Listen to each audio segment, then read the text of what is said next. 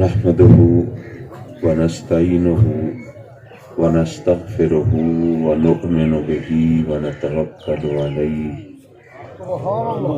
ونعوذ بالله من شرور أنفسنا ومن سيئات أعمالنا من يهده الله فلا مضل له ومن يضلله فلا هادي له ونشهد أن لا إله إلا الله وحده لا شريك له ونشهد أن سيدنا وسندنا ونبينا وحبيبنا وكريمنا ورؤوفنا ورحيمنا ومولانا وملجانا وماوانا محمدا عبده ورسوله أما بعد فأعوذ بالله من الشيطان الرجيم بسم الله الرحمن الرحيم كل من عليها فان صدق الله مولانا العلي العظيم وصدق رسوله النبي الأمين ونحن على ذلك لمن الشاهدين والشاكرين والحمد لله رب العالمين.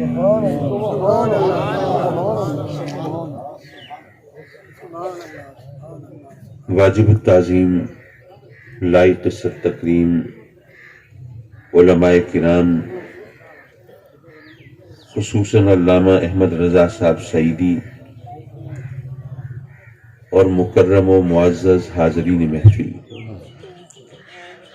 آپ جانتے ہیں کہ اس وقت ہم عزیز محمد شاکر صاحب کے والد اور مکرمی جناب محمد انصر صاحب کے بھائی مکرمی جناب ملک اختر حسین صاحب کچالہ مرحوم و مغفور کے ایصال ثواب اور فاتحہ خوانی کے لیے حاضر ہیں، اور میں عزیزم ملک منور علی سعیدی کا شکر گزار کہ انہوں نے رابطے کی ڈیوٹی انجام دی اور مجھے یہاں آنے کے لیے کہا، اور میں اس نازک موقع پر آپ کی خدمت میں حاضر ہو پایا۔ جہاں تک مجھے یاد پڑتا ہے آج غالباً پہلی بار اس جگہ میں آپ کی خدمت میں حاضر ہوں۔ رب کائنات اپنے کرم سے عزیزم ملک اختر حسین کچالہ مرحوم کے مغفرت فرمائے، ان کی قبر کو جنت کا باغ بنائے اور ان کے پسماندگان کو صبر جمیل عطا فرمائے۔ حضرات مکرم، موت ایسی حقیقت ہے جس کا انکار کسی کے لیے ممکن نہیں ہے۔ یہ تو ممکن ہے کہ لوگ اللہ رسول کے منکر ہوں، دین و مذہب سے بیگانے ہوں۔ کتنے لوگ ہیں نہیں مانتے، اللہ کو نہیں مانتے، رسول کو نہیں مانتے، دین کو نہیں مانتے، مذہب کو نہیں مانتے، لیکن موت ایسی حقیقت ہے جو اپنے آپ کو ہر ایک سے منوا لیتی ہے۔ فرق ہے تو صرف موت کے تصور کا ہے۔ جو اللہ رسول کے منکر ہیں ان کے لیے موت ختم ہو جانے کا نام ہے، فنا ہو جانے کا نام ہے، معدوم ہو جانے کا نام، ناپید ہو جانے کا نام ہے۔ اور جو اللہ رسول کے ماننے والے ہیں ان کے لیے موت ایک عالم سے دوسرے عالم میں جانے کا نام ہے۔ سبحان اللہ۔ ہم مسلمان ہیں، ہم کلمہ گو ہیں، ہمیں پتہ ہے کہ اس دنیا کے بعد ایک اور دنیا ہے۔ یہاں ہم بو رہے ہیں، وہاں پہ کاٹیں گے، یہاں کر رہے ہیں، وہاں بھریں گے، اور یہاں امتحان دے رہے ہیں، وہاں نتیجہ پائیں گے۔ حضرات مکرم، موت کب آئے گی یہ کون جانتا ہے؟ کیا پتا جس کپڑے کو ہمارا کفن بننا ہو وہ بن کر تیار ہو کر بازار میں آ چکا ہو، اور ممکن ہے کہ جس پانی سے ہمیں غسل دیا جانا ہو وہ زمین کے نیچے سے نکالا جا چکا ہو، یہ وہ بہتر جانتا ہے۔ تو ہمیں تو رب کی بارگاہ میں حاضری کے لیے تیار رہنا چاہیے،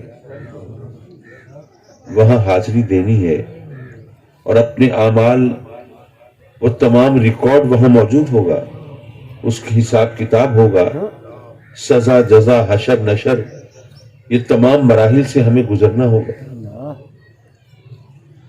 حضرات مکرم، میں ایک حدیث کی روشنی میں اگر گفتگو آگے بڑھاؤں تو نسبتاً معاملات آسان رہیں گے۔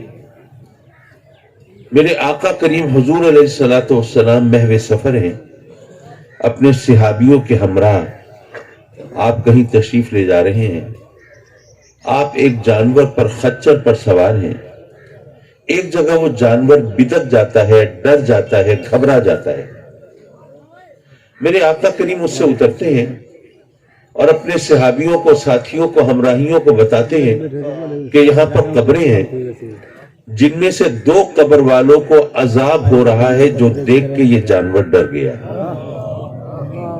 ایک کو عذاب اس لیے ہو رہا ہے کہ وہ ناپاک چھینٹوں سے نہیں بچتا تھا، اور دوسرے کو اس لیے ہو رہا ہے کہ وہ چغل خور تھا۔ پھر ایک روایت کے مطابق 7 کھجور کے درخت ہیں۔ آقا کریم حضور علیہ الصلوۃ والسلام وہ کھجور کی کچھ ٹہنیاں، کچھ شاخیں توڑتے ہیں، ان قبروں پہ ڈالتے ہیں اور فرماتے ہیں کہ جب تک یہ ٹہنیاں سرسبز ہیں، شاداب ہیں، ہری بھری ہیں، اس وقت تک ان پتوں کی، ان ٹہنیوں شاخوں کی حمد و تسبیح سے قبر والوں کے عذاب میں کمی ہوتی رہے گی۔ سبحان اللہ۔ یہ حدیث آپ نے پہلے بھی سنی ہوگی، اور ظاہر ہے میں کوئی نیا قرآن اور نئی حدیثیں تو نہیں سنا سکتا بھائی۔ قرآن بھی وہی ہے، حدیثیں بھی وہی ہیں، صرف کہنے اور سننے کا انداز بدل جاتا ہے۔ اگر کوئی وزیر یا کوئی افسر کسی جیل کے معائنے پہ جائے اور قیدیوں سے اس کی ملاقات ہو تو کیا صرف قیدی کو دیکھ کر، مل کر، کیا اس کو پتہ چل جائے گا کہ اس کو کس جرم میں کتنی سزا ہو رہی ہے؟ نہیں۔ جب تک وہ اس کی کیس ہسٹری نہ دیکھے، اس کی فائل سٹڈی نہ کرے، اس کو پتہ نہیں چلے گا۔ میرے آقا کریم حضور علیہ الصلوۃ والسلام نے اگر وہ عذاب قبر ملاحظہ فرما لیا، یہ بھی کوئی معمولی بات نہیں ہے، لیکن چلیے ایک چیز وقوع پذیر ہے، ایک کام ہو رہا ہے، وہ دیکھ لیا تو چلیے بات سمجھ میں آتی ہے، لیکن یہ عذاب کیوں مل رہا ہے یہ تو پتہ تبھی چلے گا جب نامہ اعمال پر بھی نگاہ ہو۔ دوسری بات یہ کہ جس جانور پر سرکار تشریف فرما ہے وہ جانور عذاب قبر دیکھ کے ڈر گیا ہے۔ اچھا، قبر کسے کہتے ہیں؟ ممکن ہے آپ سوچیں لو جی حامد سعید کاظمی کو یہ بھی نہیں پتا قبر کسے کہتے ہیں، چلو قبرستان میں لے چلیں، انہیں دکھا لائیں۔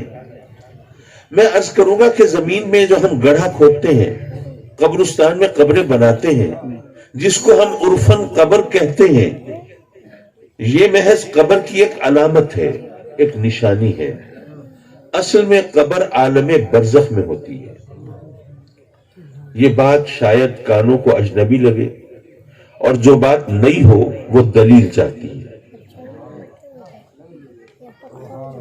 میں عرض کروں گا، آپ دیکھیے، فرض کریں ایک بحری جہاز سمندر میں سفر کر رہا ہے، کسی حادثے کا شکار ہوتا ہے، غرق آب ہو جاتا ہے، ڈوب جاتا ہے، اس کے مسافر بھی سمندر میں ڈوب کر لقمہ اجل بن جاتے ہیں، بیچارے دنیا سے رخصت ہو جاتے ہیں۔ اب وہاں قبر میں، وہاں سمندر میں ان کو قبر تو نہیں ملی، وہ تو پانی میں ڈوب کے مر گئے نا، ان کو مچھلیاں کھا گئی۔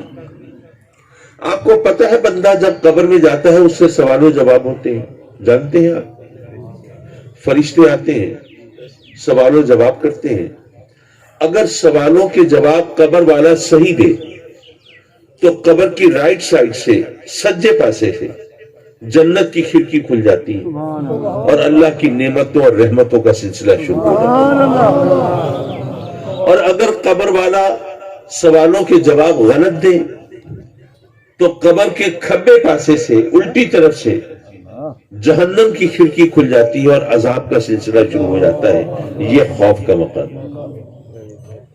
یعنی قبر میں پہلے سوال و جواب ہوتے ہیں، اس کے بعد عذاب یا ثواب ہوتا ہے۔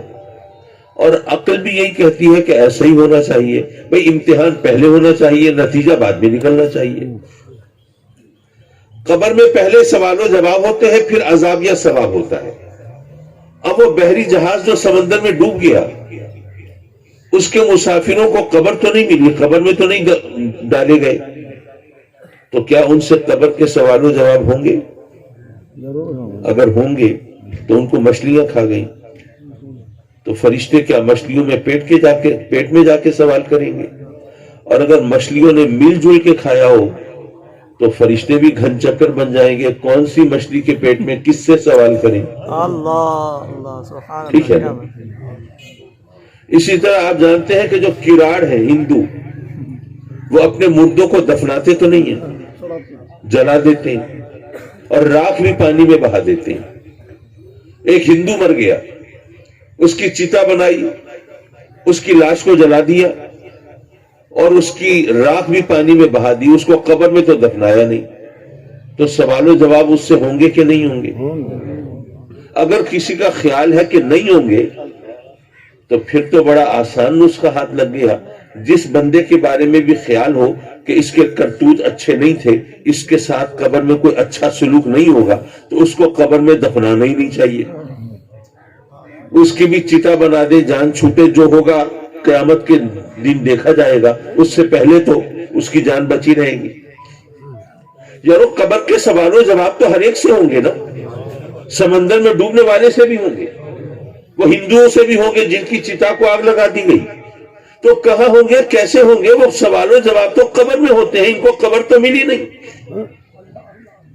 تو بات یہ ہے کہ اصل میں قبر عالم برزخ میں ہوتی ہے۔ یہ دنیا میں جو گڑھا کھود کے ہم قبر بناتے ہیں، اگر اس قبر میں کوئی نہیں بھی دفنایا گیا تو فرق نہیں پڑتا، اصل میں قبر عالم برزخ میں ہے، اس سوال و جواب وہیں پہ ہوتے ہیں۔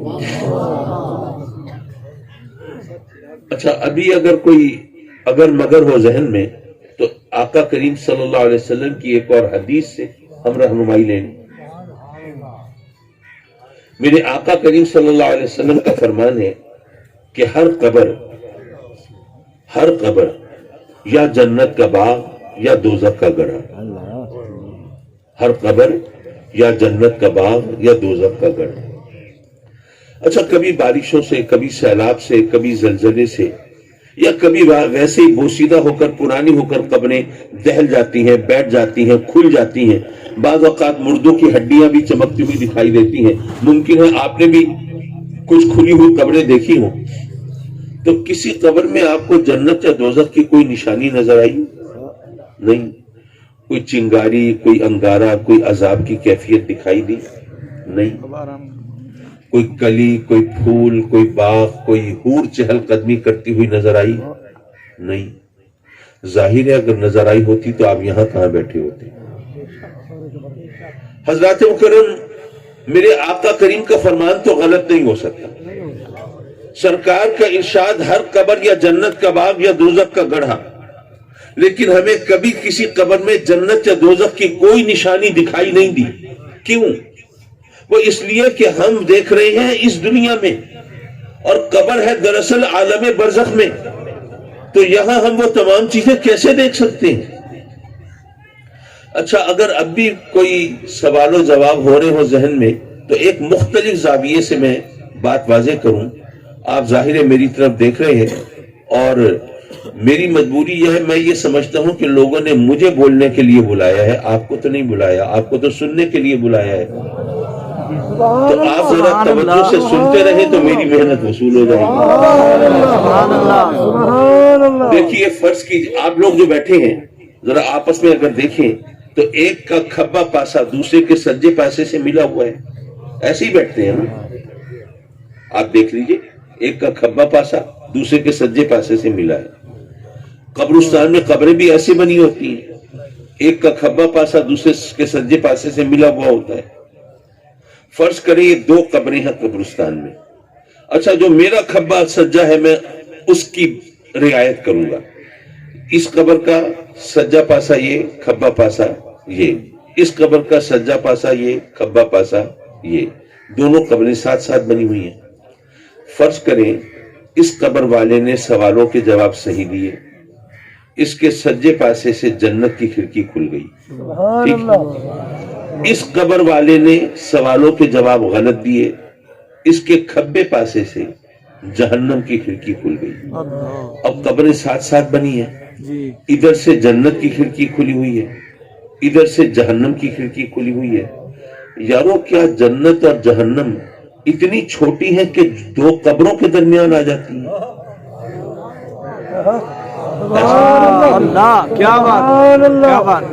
ادھر سے جنت کی کھڑکی کھلی ہے, ادھر سے جہنم کی کھڑکی کھلی ہے, تو یہ جنت اور جہنم دو قبروں کے درمیان کیسے ہو سکتی ہیں؟ تو مسئلہ دراصل یہ ہے کہ آپ دیکھ رہے ہیں اس دنیا میں, اور اصل میں قبر ہوتی ہے عالم برزخ میں, اور عالم برزخ کے فاصلوں کا تعین آپ اس دنیا میں نہیں کر سکتے. تو اگر آپ یہ بات سمجھ گئے کہ قبر اصل میں عالم برزخ میں ہوتی ہے, تو اب سوچئے جس جانور پر میرے آقا کریم تشریف فرما ہے وہ عذاب قبر دیکھ کے ڈر گیا ہے, تو یہ خیال مت کیجئے گا کہ اس جانور کی نگاہ زمین کے 4-6 فٹ اندر تک چلی گئی اور اس نے وہاں عذاب قبر دیکھ لیا. نہیں یارو, جس جانور پر میرے آقا کریم جلوہ فگن, اس جانور کی نگاہ عالم دنیا سے عالم برزخ تک پہنچ گئی ہے.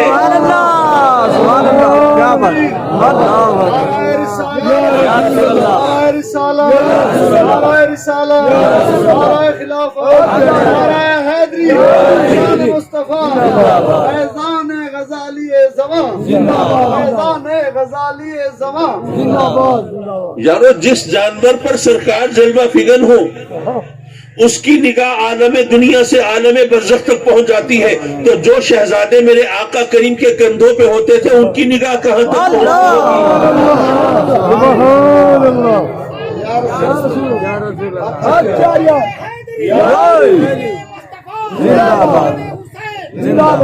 اور پھر آقا کریم صلی اللہ علیہ وسلم کی اپنی نگاہ کا عالم کیا ہوگا؟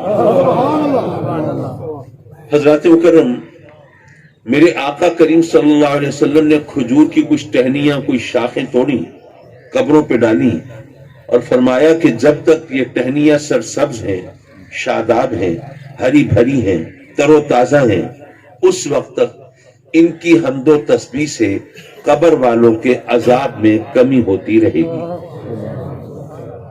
میرا ایک سوال ہے خاص طور پر علماء سے, یہ بتائیں کہ جب یہ ٹہنیاں خشک ہو جائیں گی, سوکھ جائیں گی, تو کیا حمد و تسبیح کرنا چھوڑ دیں گی؟ پھر قرآن کی گواہی تو یہ ہے کہ کائنات کی ہر چیز اللہ کی حمد و تسبیح میں مشغول ہے, چاہے وہ خشک ہے یا تر ہے, ہر چیز اللہ کی حمد و تسبیح میں مشغول ہے. لیکن میرے آقا کریم صلی اللہ علیہ وسلم فرماتے ہیں کہ جب تک یہ شاخیں, یہ ٹہنیاں سرسبز شاداب ہیں, اس وقت تک ان کی حمد و تسبیح سے قبر والوں کو فائدہ ہوگا. اچھا ایک بات تو یہ بتائیے کہ ٹہنیاں, شاخیں, یہ کوئی غوث, قطب, ابدال ہیں؟ کوئی اللہ کی پہنچی ہوئی ہستیاں ہیں؟ نہیں, ٹہنیاں ہی ہیں نا, کھجور کے پتے ہی ہیں نا. یارو اگر کھجور کی ٹہنیوں اور شاخوں کی حمد و تسبیح سے قبر والوں کے عذاب میں کمی ہو سکتی ہے, تو اے کلمہ پڑھنے والوں, اے مسلمانوں, اے آقا کریم صلی اللہ علیہ وسلم کے غلاموں, کیا تمہاری حمد و تسبیح اور قرآن خوانی سے کیا قبر والوں کو فائدہ نہیں ہوگا؟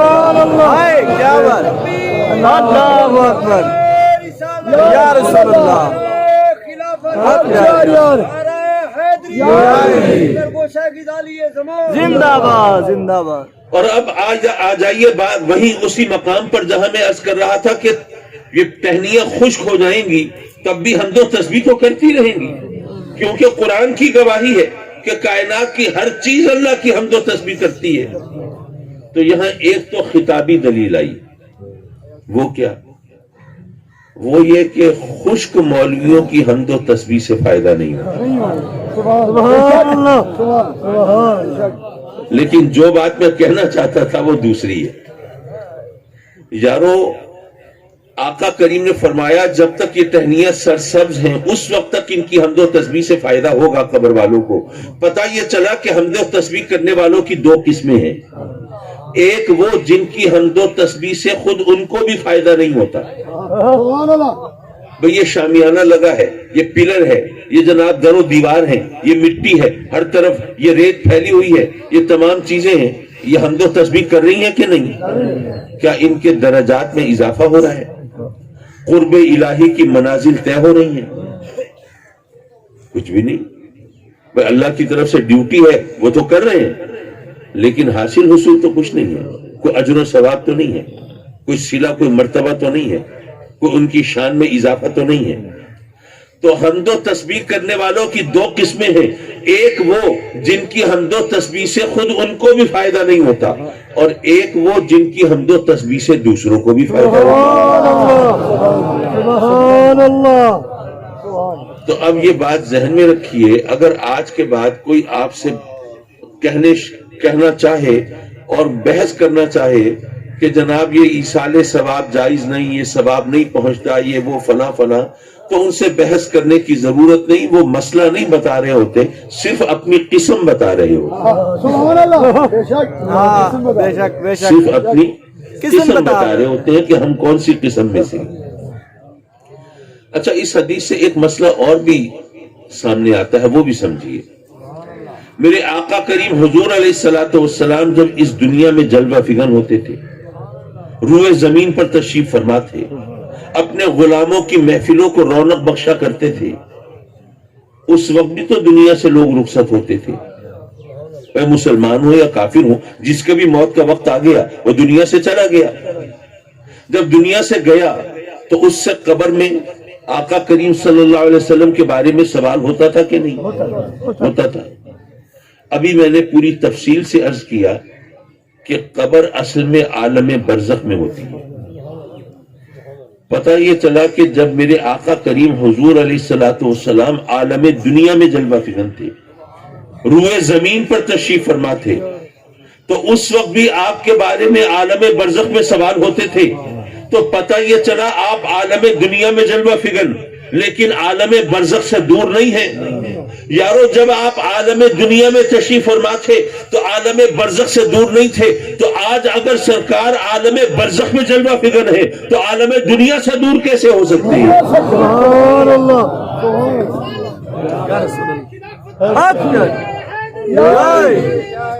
زندہ باد۔ یہ جو عالموں کی تقسیم ہے، یہ عالم دنیا ہے، یہ عالم برزخ ہے، یہ عالم آخرت ہے، یہ عالم تحت ہے، یہ عالم فوق ہے، یہ عالم خلق ہے، یہ عالم امر ہے، یہ عالم خواب، یہ عالم بیداری۔ یارو یہ جو عالموں کی تقسیم ہے یہ تمہارے اور میرے لیے ہے، ہمارے نبی کے لیے نہیں۔ وہ اس لیے کہ ہمارے رب نے ہمارے نبی کو تمام عالموں کے لیے رسول رحمت بنا کر بھیجا ہے۔ جب وہ تمام عالموں کے لیے رسول رحمت ہے تو کسی بھی عالم میں ہو دوسرے عالم سے دور نہیں ہے۔ حضرات مکرم، اب ذرا سوال و جواب کی بھی بات کر لیں۔ میں نے عرض کیا تھا حدیثیں تو وہی ہیں، باتیں تو وہی ہیں، صرف پیش کرنے کا، سننے سنانے، سمجھنے سمجھانے کا انداز بدل جاتا ہے۔ جی، فرشتے آئیں گے پوچھیں گے من ربوں کا، تیرا رب کون ہے؟ اگر بندہ مومن ہے، مسلمان ہے، کلمہ گو ہے، آقا کریم کا غلام ہے، جواب دے گا ربی اللہ، میرا رب اللہ۔ اگر اللہ کو رب ماننا کافی ہوتا، اس کی الوہیت کا اقرار کافی ہوتا، اس کی ربوبیت کا اعتراف کافی ہوتا، تو فرشتے کہتے بھئی اللہ اللہ کرنے والا ہے، اللہ کی رب کو رب ماننے والا ہے، چلو کسی اور قبر میں چلتے ہیں، کسی اور مردے کی خبر لیتے ہیں۔ لیکن نہیں، فرشتے گویا یہ کہتے ہیں کہ اللہ کو رب کہنے والے تو بہت ہیں، نصرانی بھی تو اللہ کو رب کہتے ہیں، یہودی بھی تو اللہ کو رب کہتے ہیں، اللہ کو رب کہنے والے تو بہت ہیں۔ یہ بتا تیرا دین کیا ہے؟ ما دین، کس دین میں ہو کہ اللہ کو رب کہتے ہیں؟ اگر بندہ مومن ہے، مسلمان ہے، کلمہ گو ہے، کہتا ہے دین اسلام، میرا دین اسلام. اچھا کیا خیال ہے قبر میں جھوٹ بولنا ممکن ہوگا؟ ویسے لوگ پریکٹس تو کرتے ہیں یہاں، لیکن کتنی بھی مشق کر لیں یہاں پہ، قبر میں تو پھر جھوٹ نہیں بولا جا سکتا، وہاں تو سچ ہی زبان سے نکلے گا. حضرات مکرم، جب بندے نے کہا میرا دین اسلام ہے، جھوٹ تو نہیں بول سکتا، تو اب اس کا مطلب یہ ہوا کہ اللہ کو مانتا ہے، ورنہ دین اس کا اسلام کیسے ہوتا؟ اور وحدہ لا شریک مانتا ہے، ورنہ اسلام اس کا دین کیسے ہوتا؟ نبیوں کو، رسولوں کو مانتا ہے، اگر کسی ایک نبی ایک رسول کو بھی نہ مانتا تو اس کا دین اسلام کیسے ہوتا؟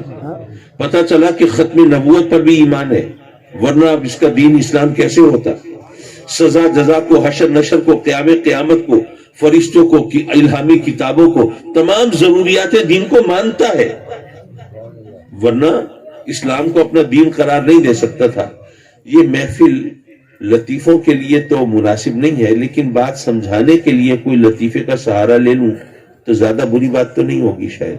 نہیں حضور، نہیں، بے شک. ایسا ہوا، ایک نوجوان تھا، بڑی شرمیلی طبیعت کا مالک تھا، اور خواتین سے بات کرتے ہوئے تو ٹانگیں کانپ جاتی تھیں، پسینے چھوٹ جاتے تھے، ہکلا جاتا تھا.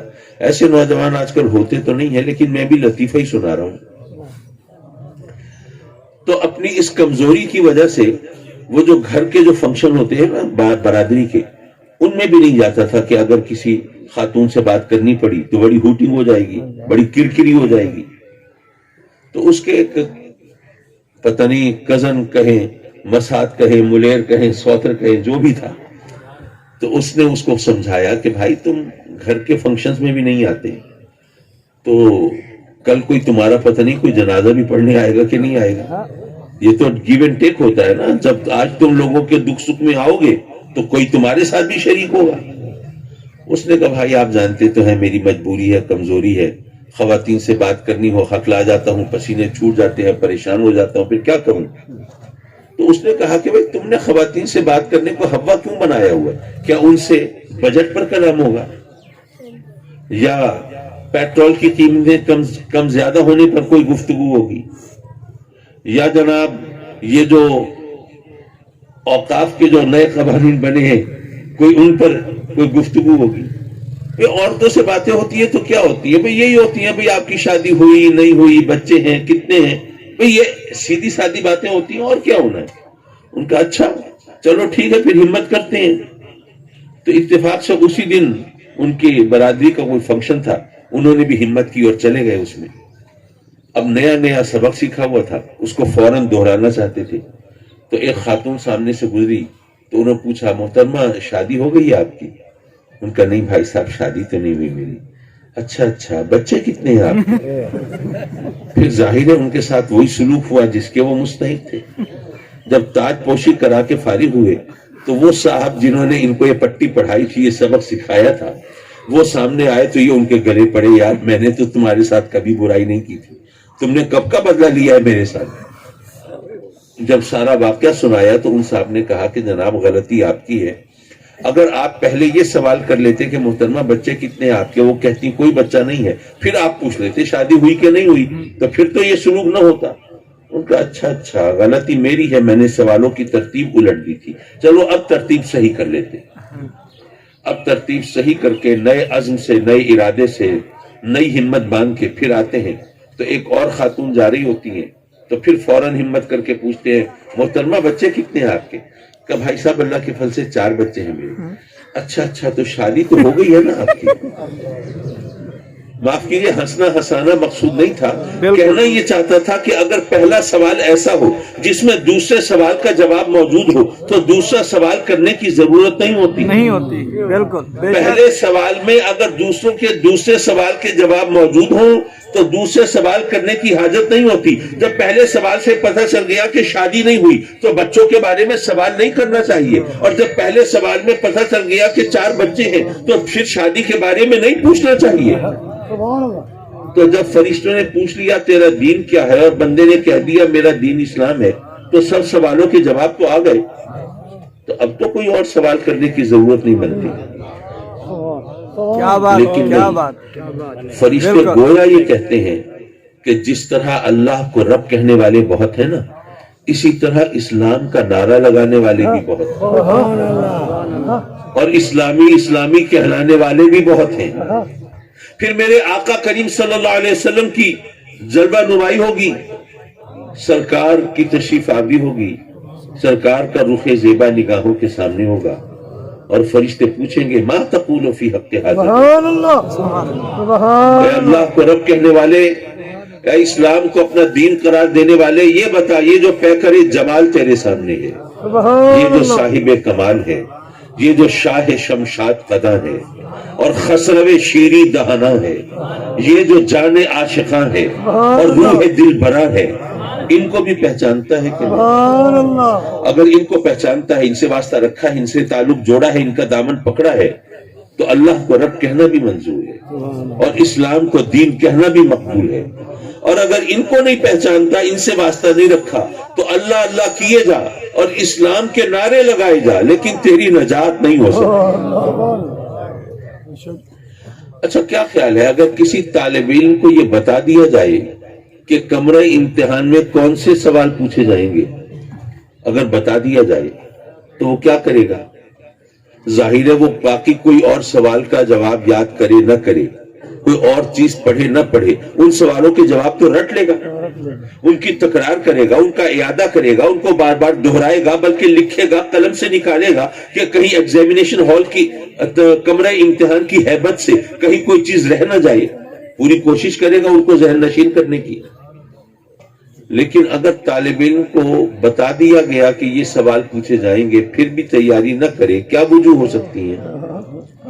پہلی وجہ میرے خیال میں یہ ہو سکتی ہے کہ وہ سوچے کہ مجھے بتا تو دیا، لیکن یہ امتحان اتنا اہم نہیں ہے، اہم ہی امتحان ہے، پاس ہو گئے سبحان اللہ، نہ ہوئے ماشاءاللہ، فرق تو پڑتا نہیں کوئی، تو اس کے لیے پھر انگریزی کرنے، محنت کرنے، راتوں کو جاگنے، اس کی کیا ضرورت ہے، چھوڑو، دفع کرو. لیکن اگر امتحان اہم ہو اور تمام تر مستقبل کا دار و مدار اسی امتحان پہ ہو اور پھر بھی اس کی تیاری نہ کرے، تو پھر کیا وجہ ہو سکتی ہے؟ پھر میرے خیال میں ایک ہی وجہ ہو سکتی ہے، وہ سوچے کہ مجھے بتانے والے نے بتا تو دیا کہ یہ سوال آئیں گے، لیکن پتہ نہیں اس نے صحیح بتایا ہے کہ نہیں، کوئی ڈنڈی تو نہیں مار دی، کوئی چکر تو نہیں دے دیا. میں انہی سوالوں کی تیاری کرتا رہوں، وہاں اور سوال آ گئے، پھر میں کیا کروں گا؟ لیکن اگر سوال بتانے والا ہر شک اور شبے سے بالاتر ہو اور پھر بھی طالب علم تیاری نہ کرے، تو اسے پاگل پن کہتے ہیں، اسے حماقت کی انتہا کہتے ہیں.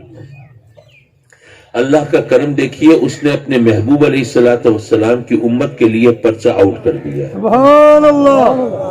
ہمیں بتا دیا ہے کہ یہ سوال پوچھے جائیں گے. سبحان اللہ. کیا ہم نے ان کی تیاری کی ہے؟ اگر کی ہے تو بڑی خوشی کی بات ہے، بھائی قبر کی منزل آسان ہو جائے گی، بڑی خوشی کی بات ہے. لیکن اگر نہیں کی تو کیا قبر کے امتحان کو اہم نہیں سمجھتے، یا بتانے والے پہ اعتبار نہیں ہے؟ ظاہر ہے کوئی مسلمان تو ایسی کوئی بات سوچ نہیں سکتا. چلے ابھی بھی کچھ وقت ہے، تیاری کر لیں، لیکن تیاری کریں کیسے؟ مجھے نہیں پتا آپ کو معلوم ہے یا نہیں ہے، شہر میں جو بچے پڑھتے ہیں سکولز میں، کالجز میں، ان کو پتا ہے کہ موڈ آف پریپریشن، تیاری کا طریقہ سیکھنے کے لیے وہاں پر اکیڈمیز کھلی ہوئی ہیں، جن میں صرف یہ سکھایا جاتا ہے کہ امتحان دینا کیسے ہے. تو امتحان کی تیاری بھی اس کے لیے سلیقہ چاہیے، طریقہ چاہیے. تو ان سوالوں کی، ان امتحانات کی تیاری کیسے کریں؟ پہلا سوال ہوگا من ربوں کا، تیرا رب کون ہے؟ تو کیا اس کی تیاری کے لیے اللہ اللہ اللہ اللہ اکبر کے نعرے لگا لینا کافی ہے؟ اللہ اللہ کی مالا جپ لینا کافی ہے؟ نہیں. اگر واقعی اس کو اپنا رب مانتے ہو، پالنہار مانتے ہو، پروردگار مانتے ہو، تو پھر اس کی دہلیز پر جمی سائی کرو، اس کی چوکھٹ پہ ماتھا رگڑو، اس کی عبادت و ریاضت کرو، اس سے لو لگاؤ، پیگے بڑھاؤ، تاکہ جب قبر میں سوال ہو تو وہاں پر سوچنے کی ضرورت نہ پڑے کہ میرا رب کون ہے. فوراً کہو ساری زندگی جس کو سجدے کیے ہیں اس کے سوا میرا رب اور کون ہو سکتا ہے؟ میرا رب اللہ ہے. دوسرا سوال ہوگا ماں دینوں کا تیرا دین کیا ہے؟ اس سوال کی تیاری کیسے کریں؟ کیا کلمہ پڑھ لینا کافی ہے؟ کیا مسلمانوں جیسا نام رکھ لینا کافی ہے؟ کیا آئی ڈی کارڈ پاسپورٹ میں ریلیجن کے خانے میں اسلام لکھ دینا کافی ہے؟ نہیں یارو، اگر اسلام کو واقعی اپنا دین مانتے ہو تو اسلام نے تو تمہیں زندگی کے ہر لمحے کے بارے میں ہدایت دی ہے اور ہر کیفیت کے بارے میں ہدایت دی ہے۔ اس نے بتایا ہے کہ تم اگر مرد ہو تو تمہیں کیسا مرد ہونا چاہیے، اور اگر عورت ہو تو کیسی عورت ہونا چاہیے، اگر حاکم ہو تو کیسے، محکوم ہو تو کیسے، اگر امیر ہو تو کیسے، غریب ہو تو کیسے، تمہاری صبح کیسی ہو، شام کیسی ہو، دن کیسا ہو، رات کیسا ہو، تمہاری عادت کیسی ہو، سیرت کیسی ہو، کردار کیسے ہو، اطوار کیسے ہو، یہ تمام چیزیں اسلام نے بتائی ہیں۔ تو اگر واقعی اسلام کو اپنا دین مانتے ہو تو پھر اسلام کی تعلیمات کے سانچے میں ڈھل جاؤ، تاکہ جب قبر میں سوال ہو تو کوئی مغالطہ نہ ہو کہ میرا دین کون سا ہے، فوراً کہو کہ ساری زندگی جس پر عمل کیا ہے اس کے سوا میرا دین اور کون سا ہو سکتا ہے، میرا دین اسلام ہے۔ سبحان اللہ۔ یہ سوالوں کی تیاری کوئی آسان کام نہیں ہے، امتحان ساری زندگی کا ہے نا، تو تیاری میں بھی وقت تو لگے گا۔ لیکن چلیے پتہ تو چلا کہ تیاری کرنی کیسے ہے، لیکن مشکل ہے آخری سوال کی۔ وہ ہوگا آقا کریم صلی اللہ علیہ وسلم کے بارے میں۔ ہمیں سرکار کا زمانہ ملا نہیں، دور ملا نہیں، عہد ملا نہیں، زیارت کا موقع ملا نہیں، سرکار کو ہم نے دیکھا نہیں، کیسے پہچانیں گے؟ اچھا کیا یہ ممکن ہے کہ آقا کریم صلی اللہ علیہ وسلم کی کوئی شبیہ مبارک ہو، کوئی تصویر ہو، وہ انلارجمنٹس، بڑی بڑی تصویریں وہ مدرسوں میں، مسجدوں میں، خانقاہوں میں، آستانوں پہ، گلیوں میں، کوچوں میں، بازاروں میں، مکانوں میں، دکانوں میں، جگہ جگہ آویزاں ہوں، اور ہمارے دینی مذہبی پیشوا رہنما علماء کرام، ہمارے پیران اعظام وہ ہمیں بتائیں کہ دیکھو یہ جو تصویر ہے، یہ جو شبیہ ہے، یہ جو لب و رخسار ہے، یہ جو خد و خال ہے، یہ جو نقش و نگار ہے، یہ جو چہرہ مہرہ ہے، یہ نبی پاک کا ہے، اس تصویر کو آنکھوں میں بسا لو اور سینے میں سجا لو، اس کے بارے میں سوال ہوگا۔ کیا ایسا ممکن ہے؟ میں عرض کروں گا، اور اگر ممکن ہوتا بھی صحیح تب بھی مسئلہ حل نہ ہوتا۔ کیوں؟ وہ اس لیے کہ وہ کافر، وہ مشرک، وہ منافق جنہیں میرے آقا کریم کا زمانہ ملا، سرکار کا عہد ملا، حضور علیہ الصلوۃ والسلام کے ساتھ زندگی گزارنے کا موقع ملا، لیکن دلوں پر مہر لگی رہی، کلمہ نہیں پڑھ سکے، ہلکا بگوش اسلام نہیں ہو سکے۔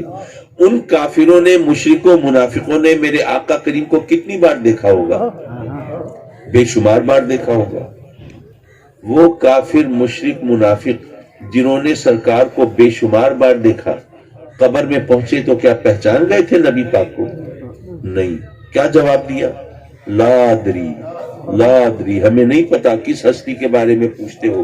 کس شخصیت کے بارے میں سوال کرتے ہو؟ ساری زندگی سرکار کی دشمنی میں بسر کی ہے، لیکن وہاں نہیں پہچانتے۔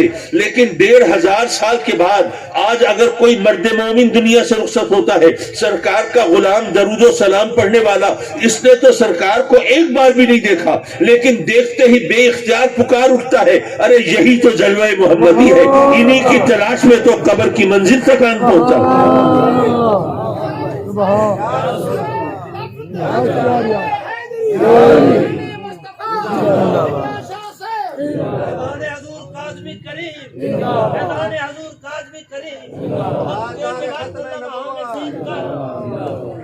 یارو ذرا سوچو، جنہوں نے بے شمار بار دیکھا وہ نہیں پہچان سکے، اور جس نے ایک بار بھی نہیں دیکھا وہ پہچان گیا۔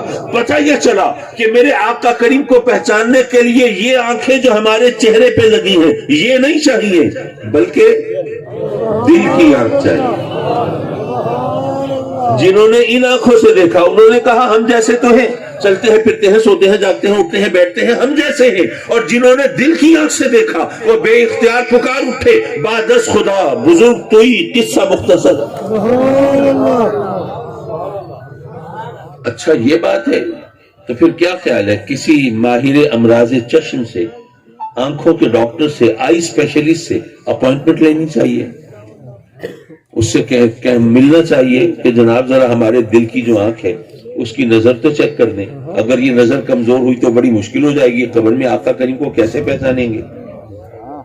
کیا دنیا کا کوئی آنکھوں کا ڈاکٹر دل کی آنکھ کی نظر چیک کر سکتا ہے؟ نہیں۔ کیوں نہیں کر سکتا؟ وہ اس لیے کہ ایک بچہ بھی جانتا ہے کہ دل کی آنکھ ان آنکھوں جیسی کوئی چیز نہیں ہے.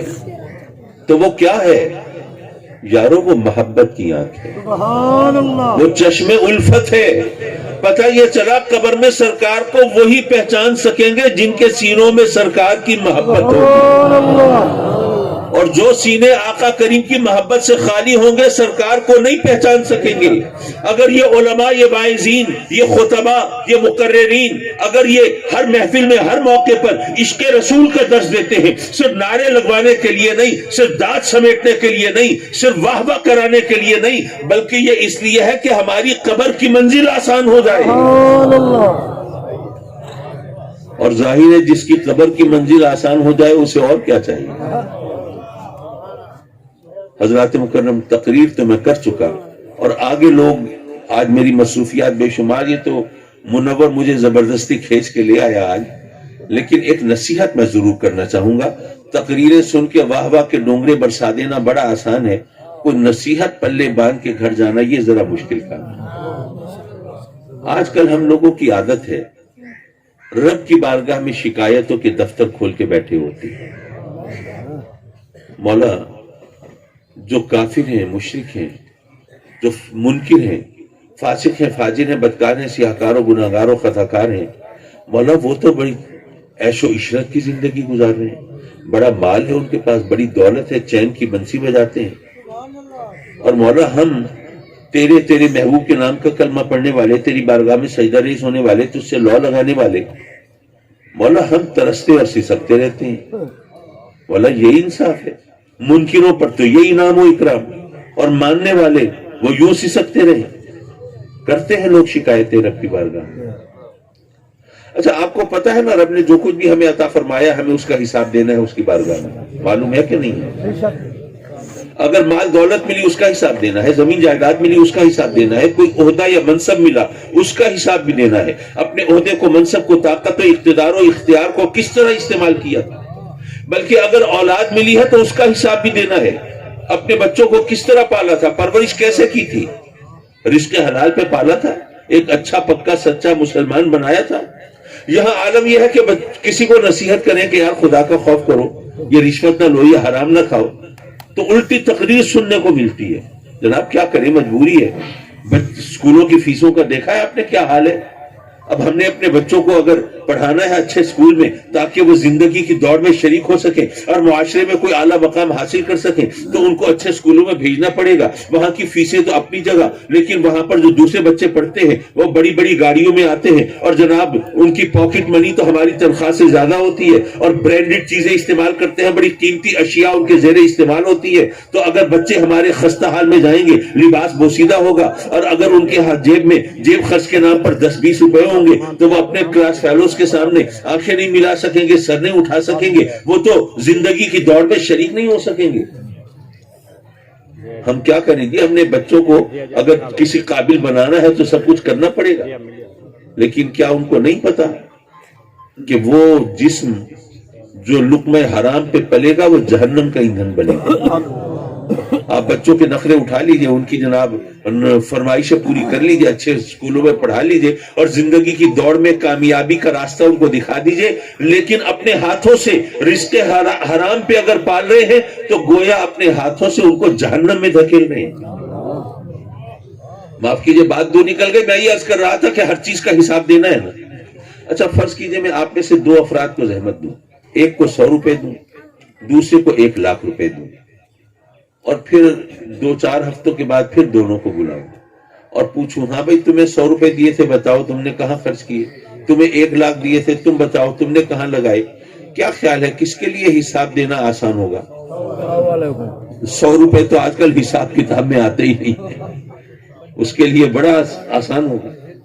یارو کیا پتا اسی محفل میں کچھ لوگ ایسے ہوں جو اپنی غربت کے ہاتھوں تنگ ہوں، پریشان ہوں، لیکن رب کائنات گویا یہ فرماتا ہو کہ میرا یہ بندہ یہ چند روز پریشانی میں گزار لے، یہ اس کے لیے بہتر ہے. ورنہ میں جانتا ہوں کہ میں نے اس کو مال زیادہ دے دیا نا تو اس کی آخرت بگڑ جائے گی، اس کے لیے حساب دینا مشکل ہو جائے گا. یارو کیا پتا ہمیں میں اسی محفل میں کچھ لوگ ایسے ہوں کہ جن کی غربت بھی در حقیقت ان کے لیے اللہ کی رحمت ہو. یہ وہ بہتر جانتا ہے. تو بندے کا کام کیا ہے کہ وہ اپنے رب کی رضا میں راضی ہو جائے. اپنے رب کی رضا میں راضی ہو جائے تو پھر یہ دنیا بھی ہماری ہے اور آخرت بھی ہماری ہے. وآخر دعوانا ان الحمدللہ رب العالمین.